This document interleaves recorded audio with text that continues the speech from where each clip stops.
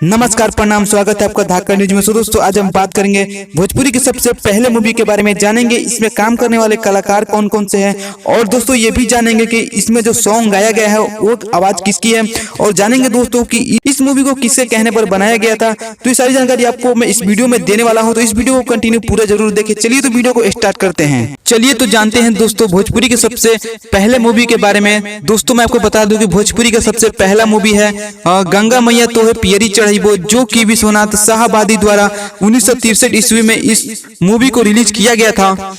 मैं आपको बता दूं दोस्तों इस मूवी के जितने भी गाने हैं वो लता मंगेशकर के आवाज में गाया गया है।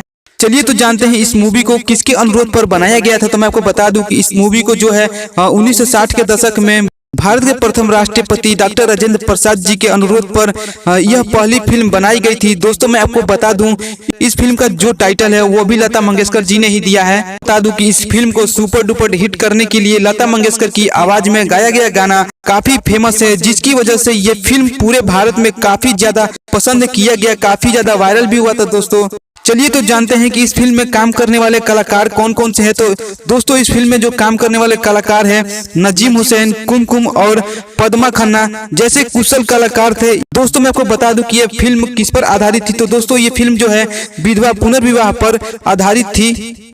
तो दोस्तों मैं आपको बता दूं कि इस मूवी को कब रिलीज किया गया था। इस मूवी को दोस्तों 1963 ईस्वी में बनाया गया था। अगर आपको ऐसी और भी वीडियो चाहिए तो आप इस चैनल को सब्सक्राइब जरूर कर लीजिए। चलिए तो फिर मिलते हैं नेक्स्ट वीडियो में, तब तक के लिए जय हिंद।